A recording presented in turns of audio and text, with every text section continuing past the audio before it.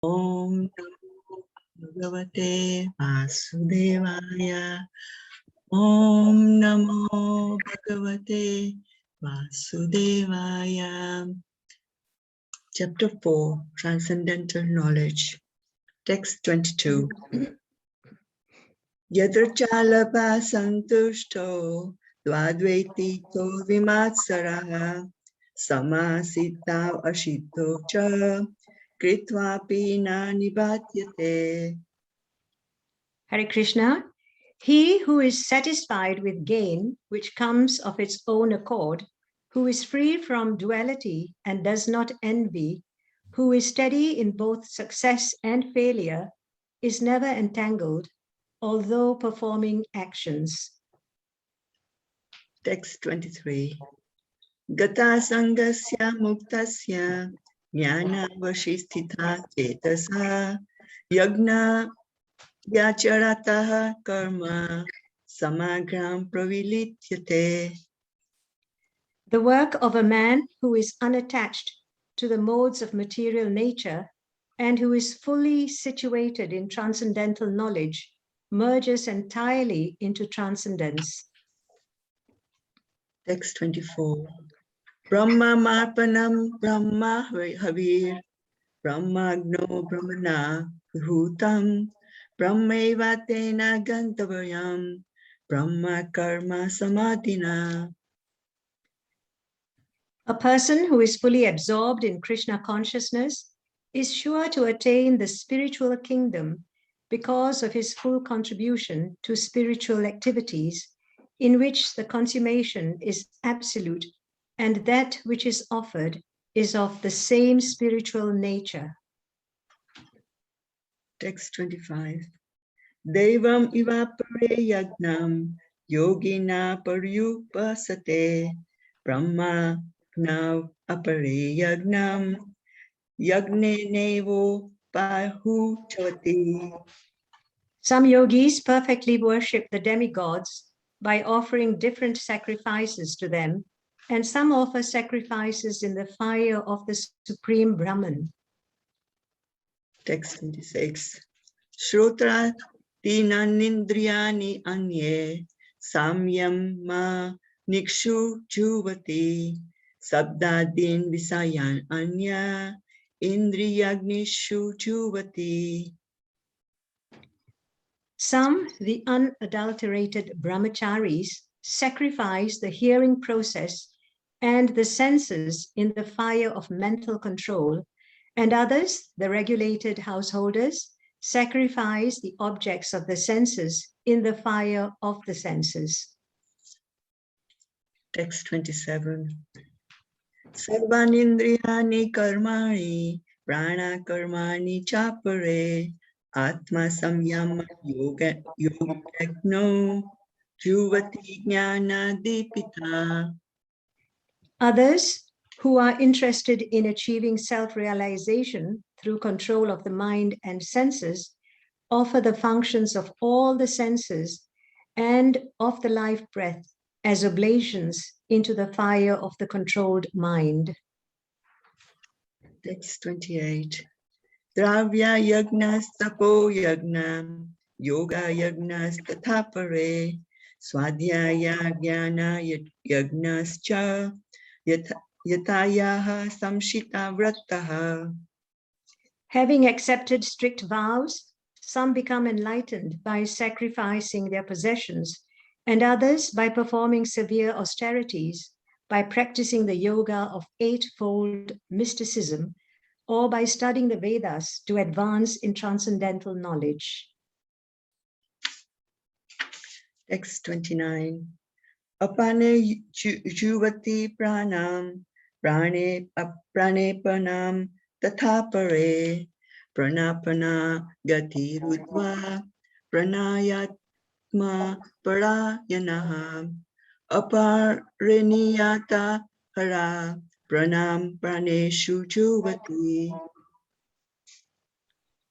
Still others, who are inclined to the process of breath restraint to remain in trance, practice by offering the movement of the outgoing breath into the incoming and the incoming breath into the outgoing, and thus at last remain in trance, stopping all breathing. Others, curtailing the eating process, offer the outgoing breath into itself as a sacrifice. Text 30.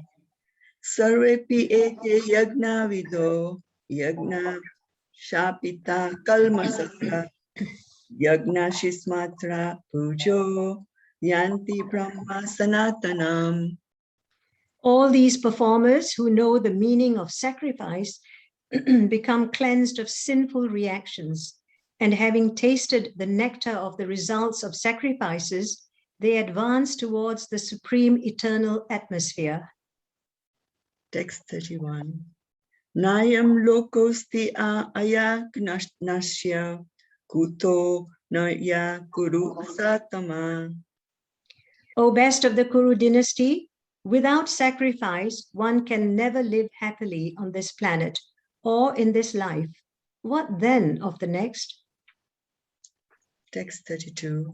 Evam bahu vita yagna vitata brahmano mukhe karma jan viditan sarvan evam natva vimokshate sase. All these different types of sacrifice are approved by the Vedas, and all of them are born of different types of work. Knowing them as such, you will become liberated. Text 33. Shreyandra vyamayad yagna jnana yagna parantapa sarvam karma khilam partha jnane parisham yate. O chastiser of the enemy, the sacrifice performed in knowledge is better than the mere sacrifice of material possessions. After all, O son of Pratha, all sacrifices of work culminate in transcendental knowledge. Text 34. Tatviti pranipatena pariprashenana sevaya upadekshanti te jnanam jnanas tattvadarshina. Just try to learn the truth by approaching a spiritual master. Inquire from him submissively and render service unto him. The self-realized souls can impart knowledge unto you because they have seen the truth. Text 35. Yagnatva na punar moham evam yashyasi pandava yena bhutani aseshani drakshashi atmani athomayi. Having obtained real knowledge from a self-realized soul, you will never fall again into such illusion, for by this knowledge you will see that all living beings are but part of the Supreme, or in other words, that they are mine. Text 36.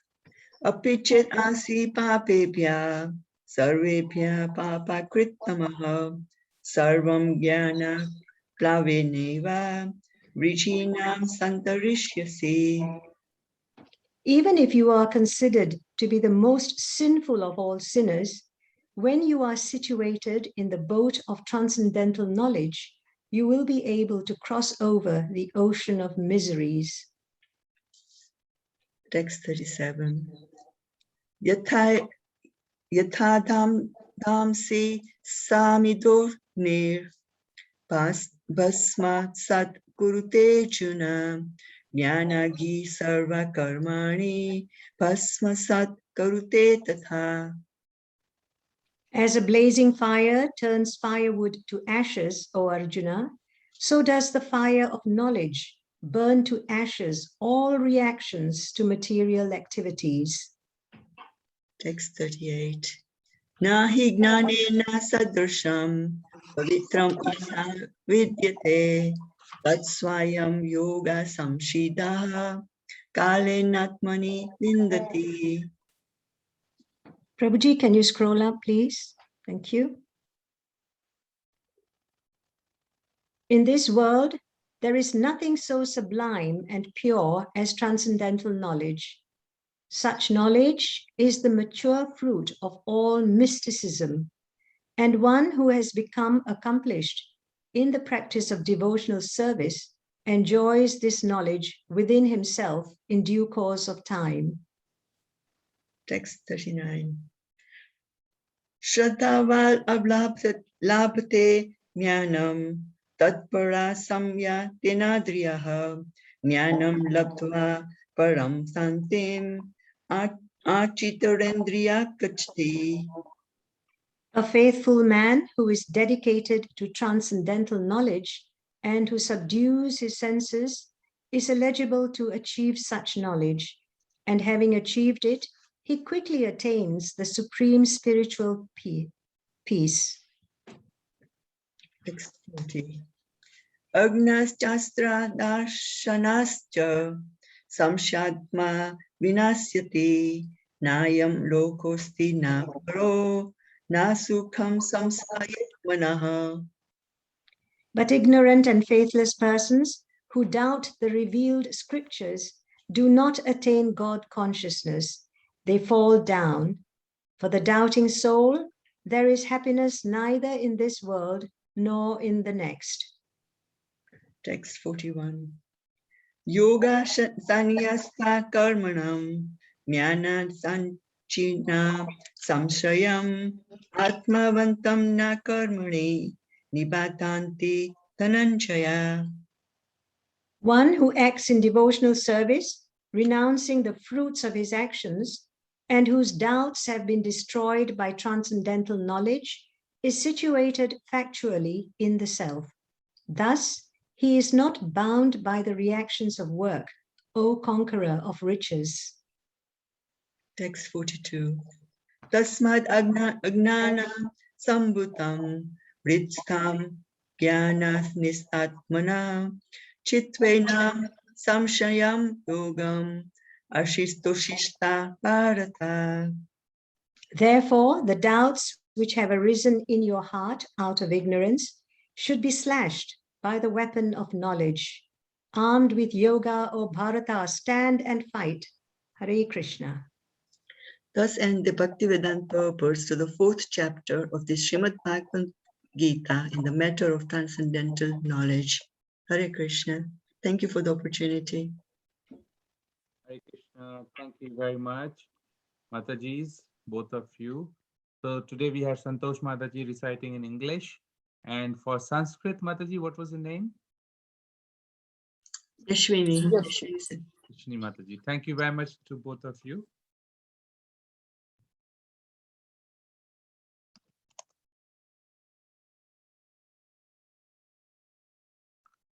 So let me just see today's verse.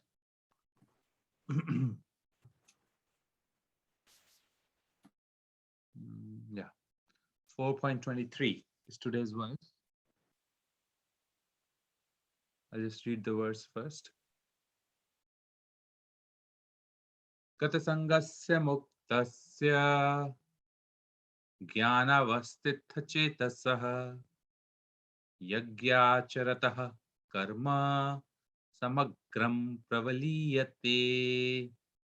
Katasya muktasya jnanavastitha chetasaha yagyacharatah karma samagram pravaliyate. The work of a man who is unattached to the modes of material nature and who is fully situated in transcendental knowledge merges entirely into transcendence. Purport by His Divine Grace Srila Prabhupada ki jai.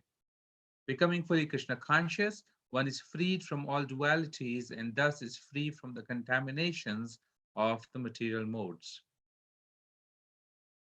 He can become liberated because he knows his constitutional position in relationship with Krishna, and thus his mind cannot be drawn from Krishna consciousness. Consequently, whatever he does for Krishna, who is the primeval Vishnu.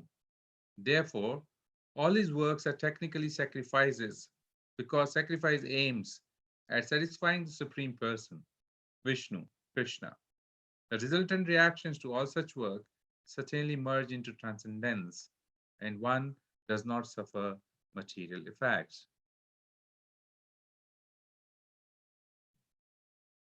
Om Jnanam Timirandasya Jnananjana Shalakaya Chakshurun Militam Yena Tasmai Shri Gurave Namaha Shri Chaitanya Manobhishtam Stapitam Yena Bhutale Swayam Rupa Kadamayam Dadati Swapadantikam Vandeham Shri Guru Shri Utapad Kamalam Shri Gurum Vaishnavamscha Shri Rupam Sagrajatam Sahagana Raghunathanvitam Tam Sajivam Sadvaitam Savadutam Parijana Sahitam Shri Krishna Chaitanya Devam Shri Radha Krishna Padam Sahagana Lalita Shri Vishakhanvitam Cha He Krishna Karuna Sindhu Dinabandhu Jagatpate Gopesha Gopika Kanta Radha Kanta Namostate Tapta Kanchana Gaurangi Shri Radhe Vrindavaneshwari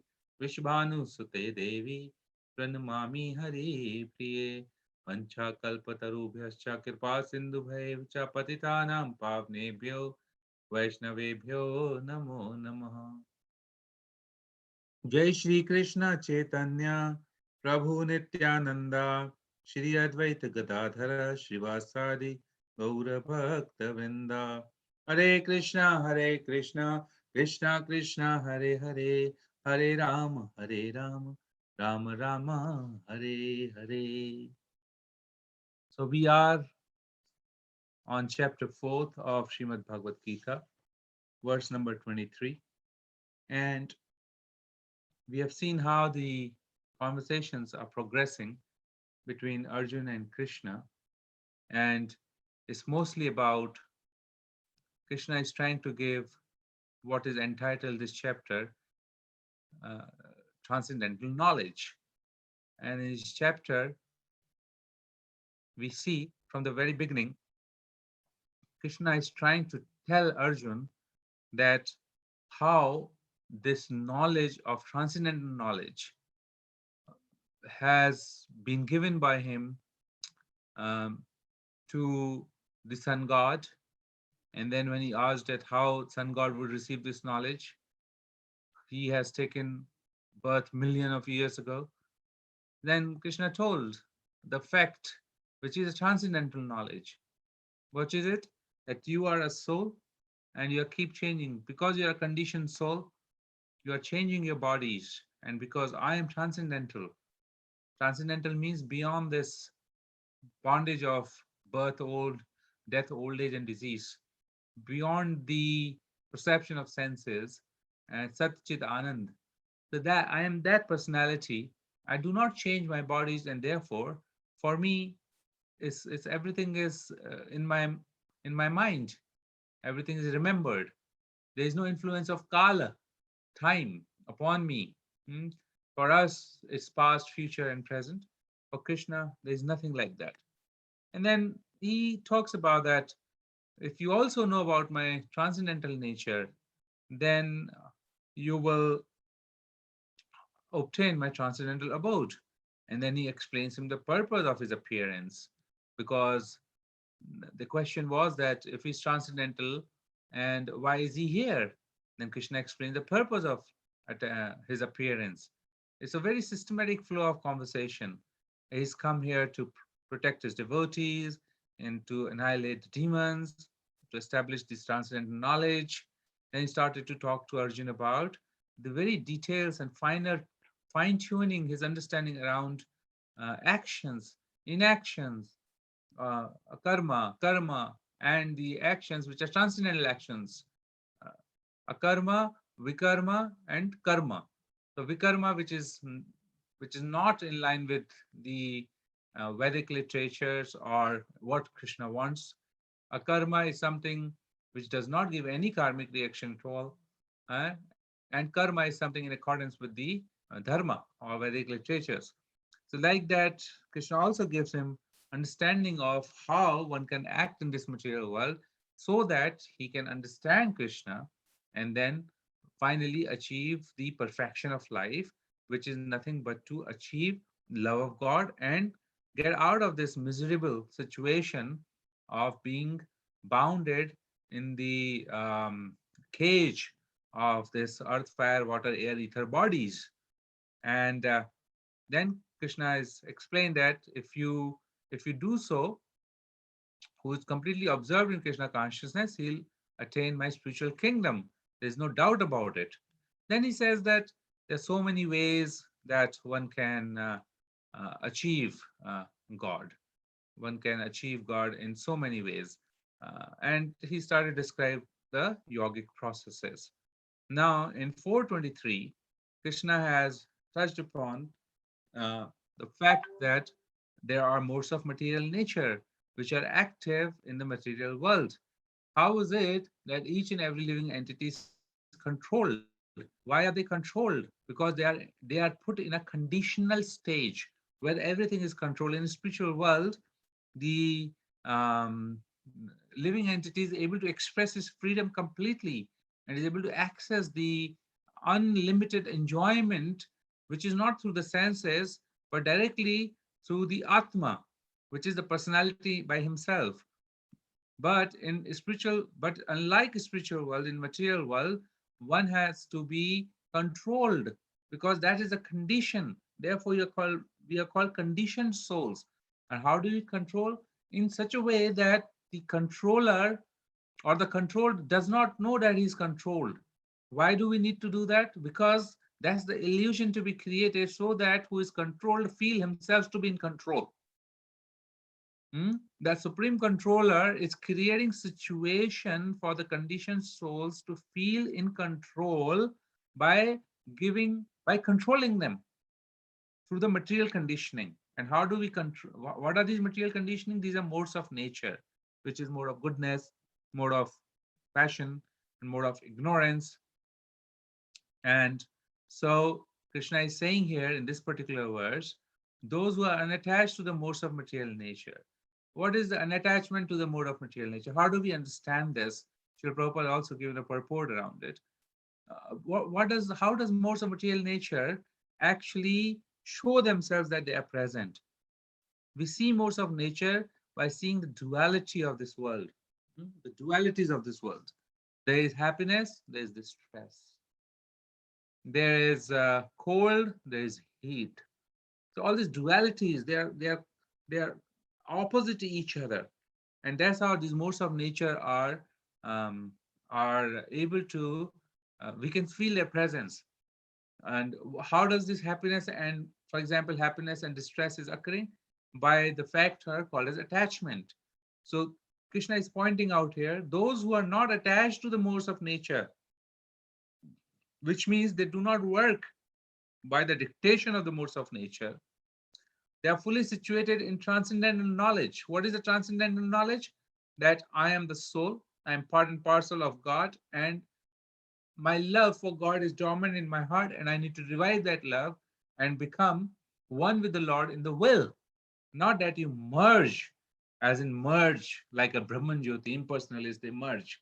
But as devotees, we merge in knowledge. We are in complete alignment with what Krishna wants. In that way, we can understand the will of the Lord, will of the God, and act accordingly. When we act according to the will of the Lord, then we are following his instructions, and by doing so, we will gradually be liberated souls. So in Srimad Bhagavatam, as you see on the screen, 6, 10 to 14, 5, there's a beautiful verse which also ascertain this point. Muktanam api siddhanam narayan parayanaha sudurlabha prashantatma otishwapi mahamune. O great sage, among many millions who are liberated and perfect in knowledge of liberation, one may be a devotee of Lord Narayan, of Krishna. Such devotees who are fully peaceful are extremely rare. So, in the purport, Srila Prabhupada has given a beautiful understanding of Jnani, Yogi, and devotees, and he has taken us through the understanding of who a devotee is. And in this context, I found a um, very interesting part in Chaitanya Charitamrita. I'll keep the screen on because there's some beautiful part of Chaitanya Charitamrita which gives us deeper insight into this verse. And I picked up this hint from His Grace Bodhijan Prabhu's book, Surrender Unto Me, where he's explaining this verse in his commentary. This is the section of Chaitanya Charitamrita where a time has come when Srila Rupa Goswami with his younger brother has reached to Prayag, and there is this ghat where Srila Rupa Goswami is going to give knowledge of complete devotional service or the science of devotional service to Srila Rupa Goswami, basis which later on he has formulated this wonderful book, Bhakti Rasamrita Sindhu, or an act of devotion, which we understand and try to read and understand as science of devotional service. So Chaitanya Mahaprabhu is explaining, and there are quite a few verses that we'll read through. They're beautiful verses, just stay with me because they're going as a very deeper and broader context of material realm, devotional service, and our identity as living entity. So text 139, the length and breadth of the living entity is described as 1/10,000th part of the tip of a hair. So if you take a tip of a hair and you divide into 100 and then 1/10,000 divide into 100 and then further take that tip of the hair and divide further 100, that's how small the living entity or the subtle nature of the living entity is. Then he says, "O Lord, although living entities who have accepted material bodies are spiritual and unlimited in number, if they were all pervading, there would be no question of their being under your control. If they are accepted, however, a particle of the eternally existing spiritual entity, as a part of you, we must conclude that they are always under your control. If the living entity are simply satisfied with being identical with you as spiritual particles, then they will be happy being controllers of so many things. The conclusion that the living entities and the Supreme Personality are one and the same is faulty conclusion. It is not a fact." So there's a verse which is quoted, which is accentuating the difference between living entity and the God himself. Now, it is being expressed that living entities can be divided between the two parts. One is the moving, like birds, aquatic, and others are non-moving, like trees, etc. So this division can be further subdivided of the living entities who are moving and who are human beings. And it is then discussed that they are uncultured human beings like Malichas, Palandas, Sabaras, Buddhas, and among human beings, those who are followers. So these are the people who does not follow Vedic literature, and therefore they're termed as uncultured. The culture itself is defined by the Lord as one who will follow the Vedic literature. So among human beings, those who are followers of the Vedic principles are considered civilized. Among these, almost half simply give up lip service while committing all kinds of sinful activities against these principles. Such people do not care for the regulative principles. And then among the followers of the Vedic knowledge, most are following the process of fruitive activity and distinguishing between good and bad work. Out of many such sincere fruitive actors, there may be one who is actually wise. Now, what is it? What is it saying? That living entities who are following Vedic culture, but they are following Vedic literature to get something out of this material world as fruits of those sacrifices or those activities or those occupational duties, because they are attached to the fruitive activities. Hence, they can be described as materialist, although they are following the Vedic literature.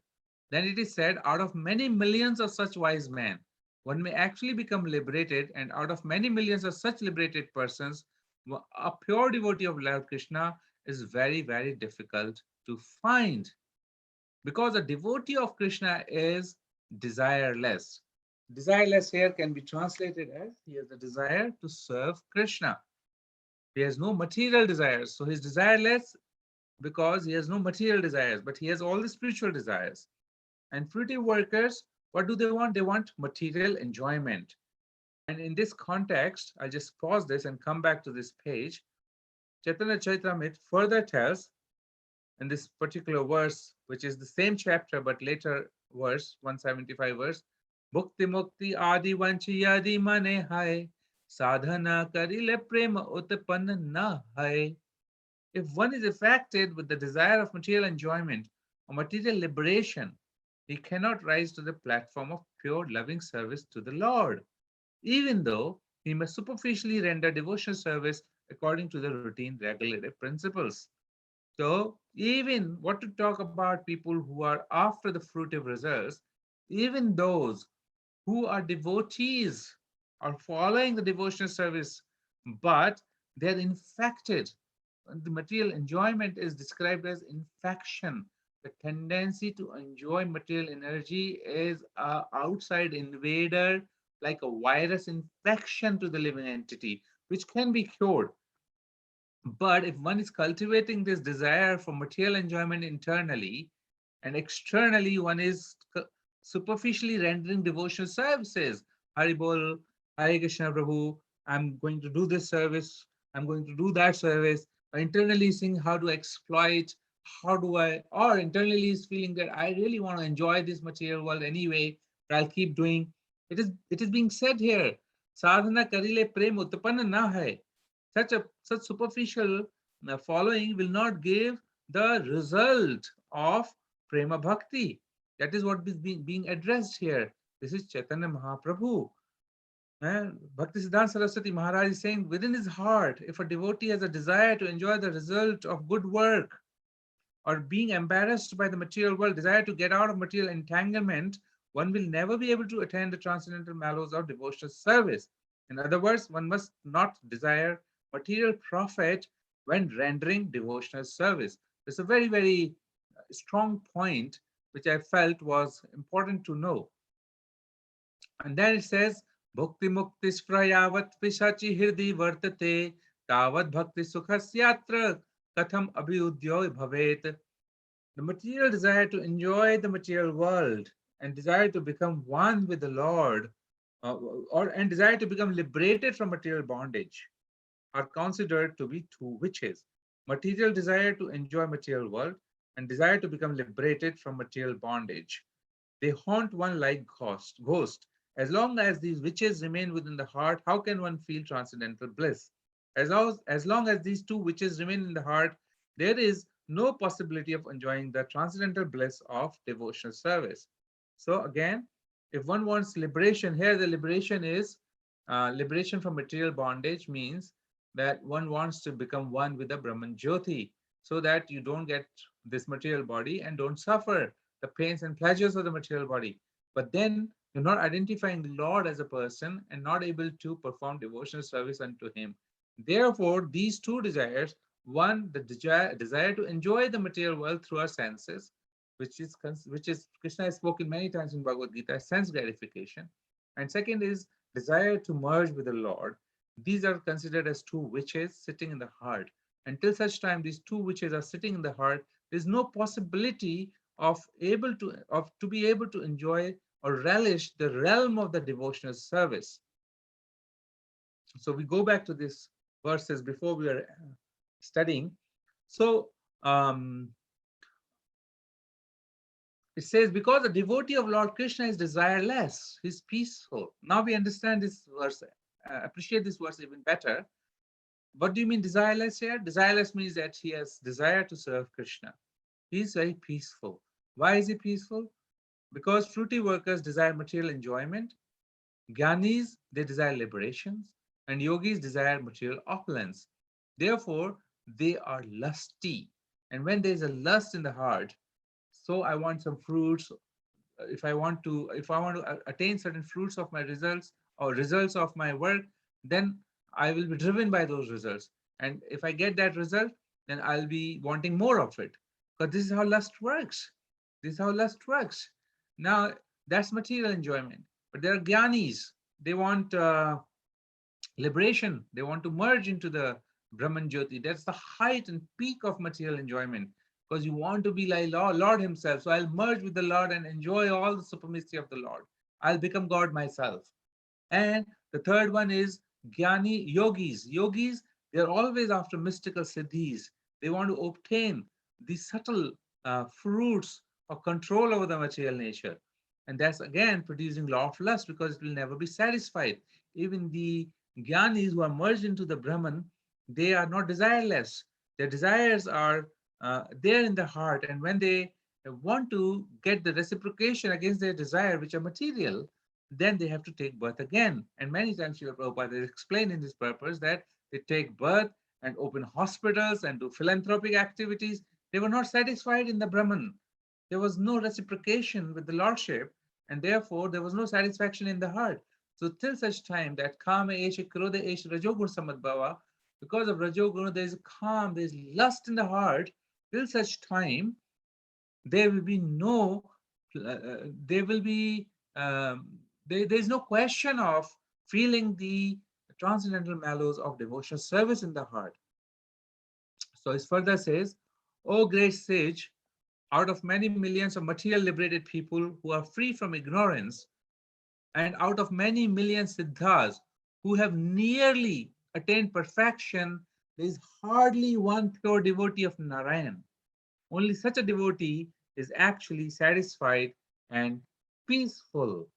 So this particular says, Muktana Siddhanam Narayan Parayanaha Sudurlabha Prashantama Koteshu Api Mahamune. Then, according to their karma, all living entities are wandering throughout the universe. Some of them are elevated to the upper planetary systems and some are the lower planetary systems.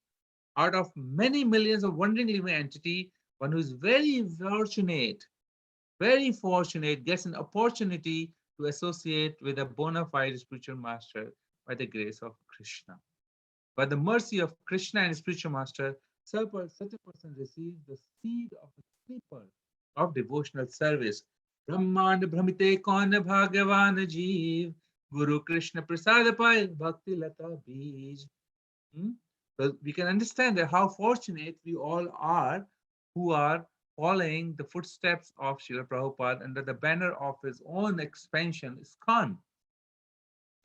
Because it is mentioned that it is not possible to get devotional service. It is not possible to get for everybody to get bona fide spiritual master.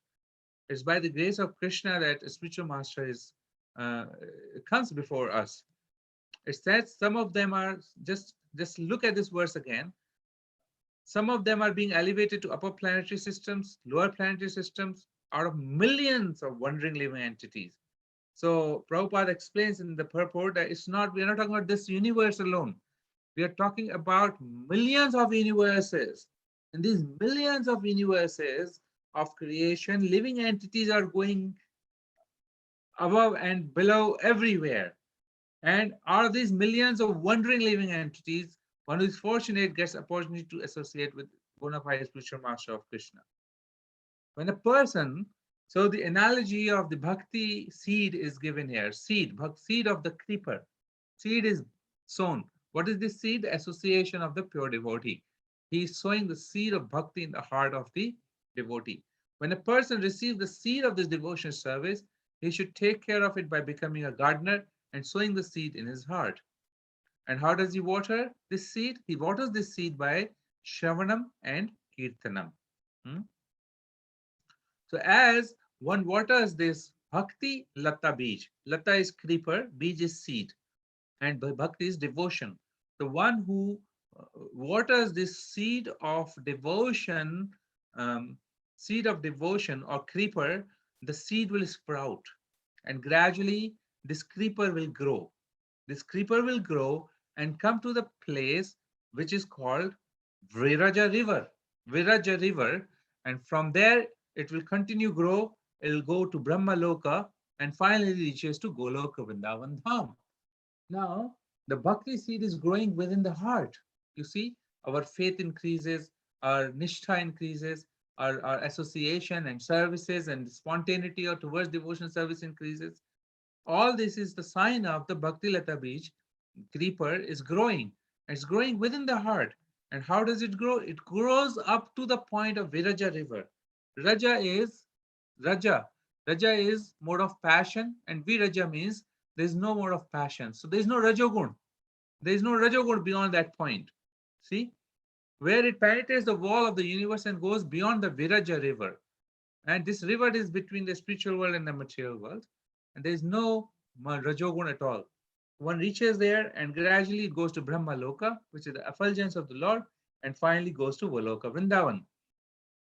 And then it says that by Shravan and Kirtan, Bhakti Creeper grows more and more, and ultimately to reach the highest point or the topmost region of the sky, of the spiritual sky, called as Goloka Vrindavan. That's where it will produce the fruit. Prema Pumartha Mahan, the fruit of love.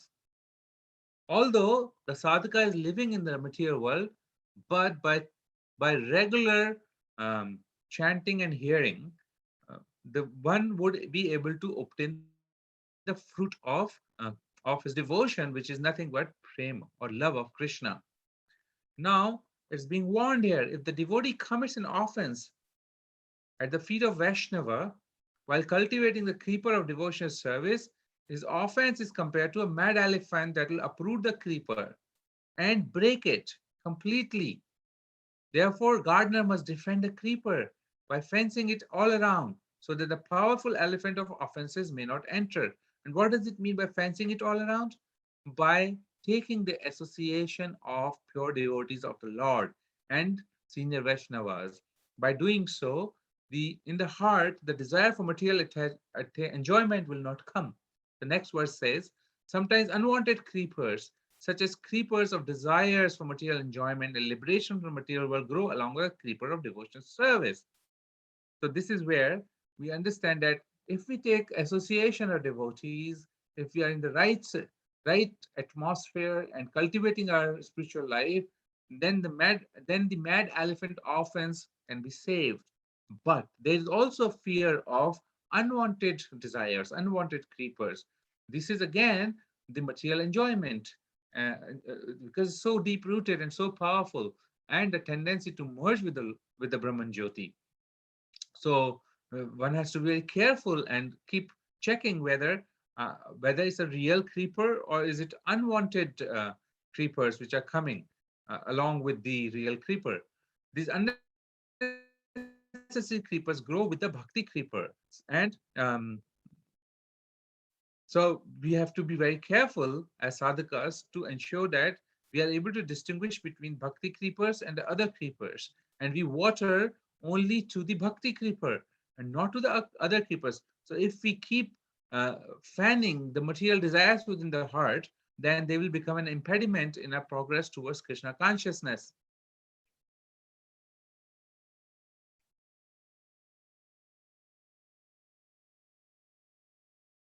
And this is a beautiful verse, text 164, which is quoted again and again by Chaitanya Mahaprabhu's words. Ete paramaphala paramapurushartha yanrage trana tulya chare purushartha. And this love of God is the ultimate perfection or the fruit, which in the presence of such perfection, other four material perfections, which is religion, economic development, sense gratification, liberation, become very, very insignificant. When we understand this, that once anybody gets the love of Krishna, then all other enjoyment of this world will become absolutely insignificant. Absolutely insignificant. Yeah. So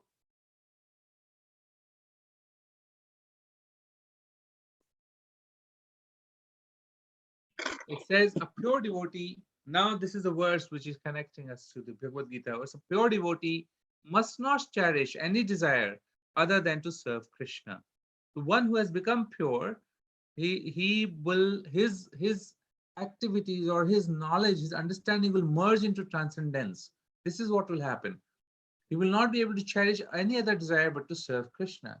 He should not offer worship to the demigods or mundane personalities. He would not cultivate artificial knowledge which is devoid of Krishna consciousness, and he should not engage himself in any other thing than Krishna conscious activities.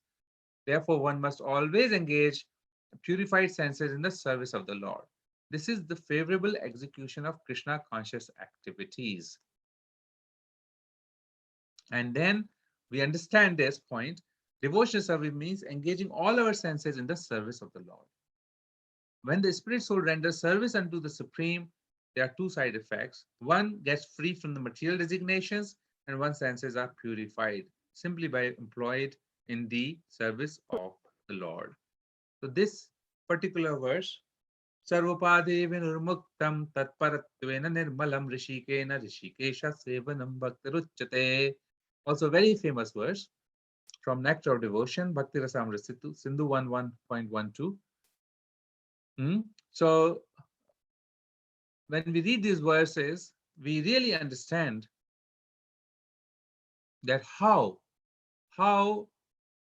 when we now read this particular verse again, the work of man who is unattached to the modes of material nature and who's fully situated in transcendental knowledge merges entirely into transcendence. Now, this particular verse of Bhagavad Gita is throwing a lot of more light to our understanding that how somebody who is unattached to the modes of material nature, who has cultivated his devotional creeper to such an extent that his devotional creeper has reached to Golok Vrindavan Dham, then he's fully situated in transcendental knowledge and he merges entirely into transcendence. His every single activity is about Krishna consciousness because he's not on the material realm anymore. He does not relish material energy at all. Rather, material energy's happiness is like he spits over it. He spits over it because the taste of the material mallows are so beautiful, and he's able to taste these material mallows because the two kinds of witches in the heart are not present. What are these two witches that we talked about? One is a witch of wanting to enjoy the material nature. That's the one witch. And second witch is wanting to merge in the Brahman Jyoti. As long as these two witches are present in the heart, there is no possibility or to be able to enjoy what Krishna is saying here. Transcendental knowledge merges into transcendence. Not possible. Therefore, these scriptures are giving us great warnings. On one hand, it is giving us a platform of what a perfection can be. Krishna is saying here, this is the perfection, unattached to the modes of nature and merge into transcendence. And other part, Chaitanya Charitamrita is giving us complete understanding of the process of this. How do we reach there? And not only that, what are the impediments that will come and how do we overcome these impediments? And if we don't overcome these impediments, there's no question of reaching to the goal. Very clearly explaining us. So I hope with this understanding of this verse, we can get inspiration that how do we reflect within that what's happening in our heart, what kind of desires are we cultivating, which creepers are we watering all the time, and also I hope that it can give us some understanding how do we walk our lives in the future so that we can reach to this platform of perfection or expectation of Krishna, that a conditioned soul can become a first-class devotee of the Lord, which he has described here, who is unattached to the modes of nature. Gata sangasya, muktasya. Okay, so I'll stop here. If there's any question or comment, please, you can present that now.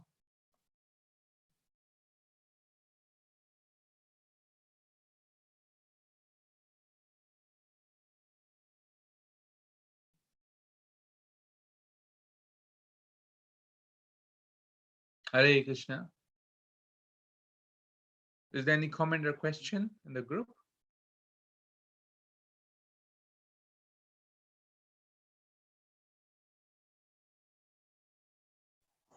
Hare Krishna Prabhuji, my humble obeisances to you. It's such a wonderful class, very, very informative and very insightful. I really liked it. how you presented. So yeah, it was really nice. Thank you so much. Hare Krishna. Thank you, Rupa Mataji. Hare Krishna.